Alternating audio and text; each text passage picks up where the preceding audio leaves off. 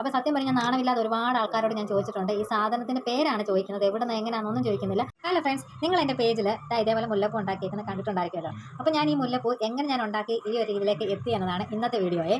ഞാൻ ഒരു 2 വർഷമൊക്കെ ആയിട്ടാണ് ഈ മുല്ലപ്പൂ ഉണ്ടാക്കാൻ വേണ്ടി തുടങ്ങിയിട്ടുണ്ടായിരുന്നത്. അപ്പോൾ നേരത്തെ വീഡിയോയിലൊക്കെ ഞാൻ പറഞ്ഞിട്ടുണ്ട്, ഒരു ഏകദേശം 2 കൊല്ലമൊക്കെ ആയിട്ടാണ് ചെയ്യാൻ വേണ്ടി തുടങ്ങിയിട്ടുണ്ടായിരുന്നത്.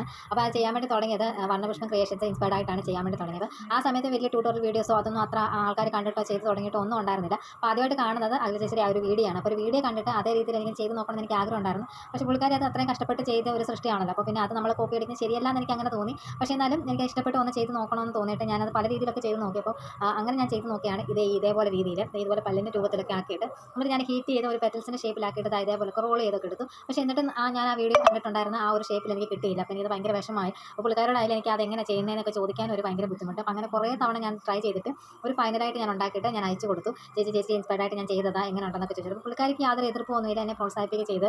അങ്ങനെ ഞാൻ ഒരു സ്ട്രിങ് ഒക്കെ ഉണ്ടാക്കി അങ്ങനെ എനിക്ക് ആദ്യത്തെ ഓർഡറൊക്കെ കിട്ടുകയൊക്കെ ചെയ്തിട്ടുണ്ടായിരുന്നു. പക്ഷേ അതിൽ നിന്ന് അത്രയും വർഷം ഞാൻ അത് കൂടുതലായിട്ട് കണ്ടിന്യൂ ആയിട്ട് ചെയ്തില്ല. പക്ഷേ എനിക്ക് ഇപ്പോഴാണ് കുറച്ചുകൂടെ അതിലും കൂടുതൽ ഓർഡേഴ്സ് എനിക്കിപ്പോൾ കിട്ടാൻ വേണ്ടി തുടങ്ങുന്നുണ്ട്. അപ്പോൾ പറഞ്ഞു വന്നത് ആദ്യമേ ചെയ്ത് നോക്കിയതായി ഈ രീതിയാണ്. പിന്നെ ഏകദേശം ഐഡിയ ഒക്കെ കിട്ടി. പെറ്റൽസ് വേറെ രീതിയിൽ, സ്റ്റെം വേറെ രീതിയിൽ ഉണ്ടാക്കിയിട്ട് രണ്ടും കൂടെ ജോയിൻ ചെയ്ത് ഒട്ടിക്കുകയാണ് എനിക്ക് മനസ്സിലായിട്ട്. പിന്നെ ഞാൻ ഇതിൽ കാർഡ്ബോർഡ് പേപ്പറിൽ ഇതേപോലെ പെറ്റൽസിൻ്റെ ഷേപ്പിൽ ഞാൻ കട്ട് ചെയ്തെടുത്ത് ആദ്യമായിട്ട് ചെയ്ത ഒരു രീതിയാണ് കേട്ടോ. അപ്പോൾ ഇത് ഞാൻ ഫോം ഷീറ്റിൽ വെച്ചിട്ട് ടൂത്ത് പിക്ക് കൊണ്ട് ഒരു ഷേപ്പ് ഉണ്ടാക്കിയിട്ട് പിന്നെ അത് കട്ട് ചെയ്തെടുക്കുകയായിരുന്നു ചെയ്തുകൊണ്ടിരുന്നത്. അപ്പോൾ ഇത് കുറച്ച് ചെയ്ത് കഴിയുമ്പോഴത്തേന് പോകുന്നതുകൊണ്ട് ഞാൻ പിന്നെ അതിനകത്ത് ഒരു എക്സ്റേ ഫിലിമിൽ ഇതേപോലെ ഒരു ഷേപ്പിൽ കട്ട് ചെയ്തെടുത്തിട്ട് സെയിം അതേ രീതിയിൽ തന്നെ ചെയ്യുകയാണ് ചെയ്തത്. അപ്പോൾ ഇതും കുറേ സമയം മെനക്കെട ആയതുകൊണ്ട് ഇതേപോലെ ഇൻസ്റ്റാഗ്രാം പേജിൽ MDFൻ്റെ ഒരു ഇതേപോലെ ഒരു കട്ട് ചെയ്ത സ്റ്റെൻസിൽ കിട്ടി. അപ്പോൾ അത് നമ്മളെ ഫോം ഷീറ്റിൽ ജസ്റ്റ് നല്ല രീതിയിൽ ഇങ്ങനെ പ്രസ് ചെയ്യുമ്പോൾ ആ ഒരു ഷേപ്പ് കിട്ടും. പിന്നെ നമ്മൾ കട്ട് ആൻഡ് ബ്ലേഡ് ടൂൾ വെച്ചിട്ട് ഇങ്ങനെ ആ ഒരു ഷേപ്പിൽ തന്നെ കട്ട് ചെയ്തെടുക്കും, നമുക്ക് പെറ്റൽസ് കിട്ടും. അപ്പോൾ അതും എനിക്ക് കുറച്ചുകൂടെ എനിക്ക് എളുപ്പമായിട്ട് തോന്നിയിട്ടുണ്ടായിരുന്നേ.